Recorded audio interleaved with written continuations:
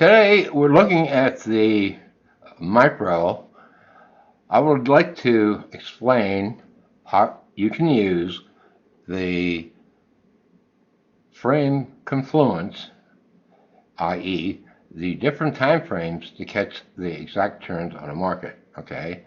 Now, we're going to have a range from the 5-minute time frame to the 13-minute time frame. Okay, now you have to scale the fractals in order to see them, all right? Now, here's your typical 5-minute turn here, okay? A very typical cascading fractal. I labeled that, okay? That is the bottom.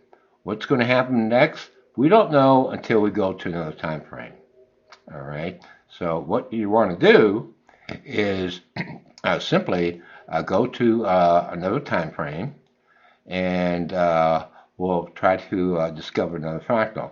Maybe the 3-minute time frame, that may work. I don't know. Let's take a look here.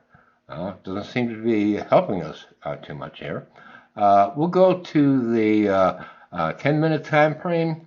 Okay, now on the 10-minute time frame, we really don't have too much there. Okay, now what happened if you go down to the 13-minute time frame? Okay, what you're going to see is a slider top right here. Okay, so we went from the 5-minute time frame, scanning the 3-minute time frame and 10-minute time frame, and on the 13-minute time frame, you have to wait for the fractal to evolve. Here's a typical slider top. How many times have we seen this? By the way, we're looking at a smaller time frame. You can do this on a longer time frame, i.e. a yearly, decade, 100 years ago. All right. So we caught the bottom here, and then we get the top here. And what's going to happen next? Well, you have to go to another time frame. And currently, we're on the 13-minute time frame. We can go to the 15-minute time frame. Are we seeing? Nope, we have a straight line. A straight line is not a fractal, all right? So you keep going to the different time frames to find out if you find a typical fractal. We really don't have one here, okay?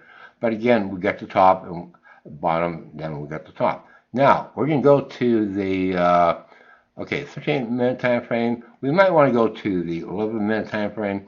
No, we have a typical straight line. That is not a fractal.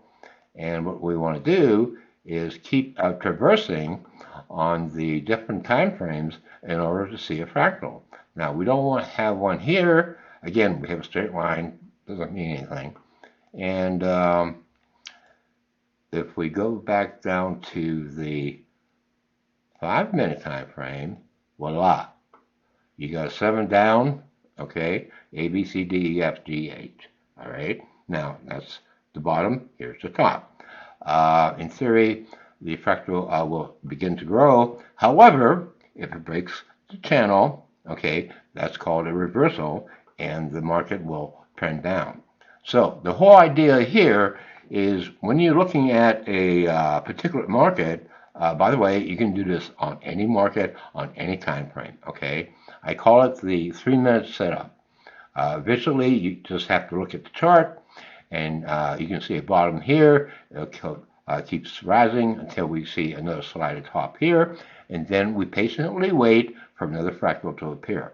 Currently, right now, the 9 down is testing support here. If we break that, we'll continue to go down. Unless we find another fractal, okay? And how you do that, again, you have to go to the different time frames to see what is going to develop. Currently, we have another fractal, okay? Can you see it? It appears all the time. Here we go, right here, A, B, C, D, E. Leg, they'll pop up, down. All right, so for the time being here, we have now a top, okay? And then we have the bottom there. And this is how you use the different time frames to catch the turns in the market, okay? And it is quite accurate at times, but the key is you have to look at all the time frames and toggle between them, and then you can find the fractals, and then you can find a turn. If a fractal does not develop as it is expected, then it becomes a reversal, then it goes the other way. All right, so it's a win-win proposition. Again, this is on a small time frame, but we can go to a larger time frame.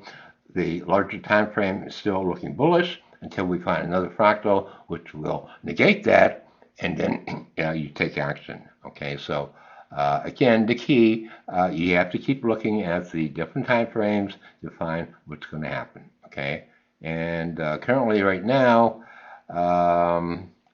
we're testing that support, and I think that was on the 3-minute time frame. No, I think that was on the 5-minute time frame. So you go to the 5-minute time frame, and there's your 6 down. Okay, in theory, as I mentioned before, it's going to go up. Now, the other time frame indicated pop here, okay? So you got a confirmation.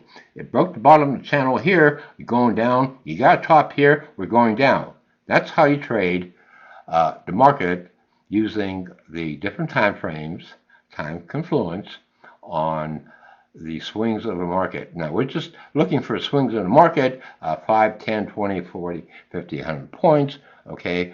And as long as the fractal keeps developing, the trend will go up. If it doesn't, it's a reversal, and then the trend goes down, okay? You can do this all day long. I call it the 3-minute fractal setup. And if you don't find anything in the morning, generally you'll find the trend in the morning, okay? Right here, that slider top, that occurred at 9:10, right before the open. And look what's happening here.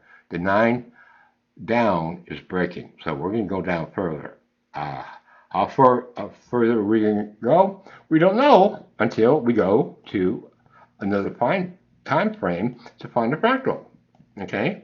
And we did on the 3-minute time frame. We got a typical fractal top here. A, B, C, D, E. Leg, a little bump up, and we're going down.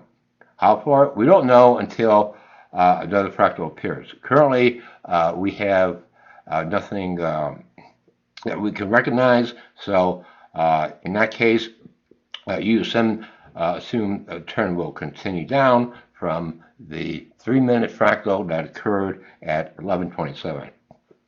Hank Warnecki from LAFractals.com, signing off.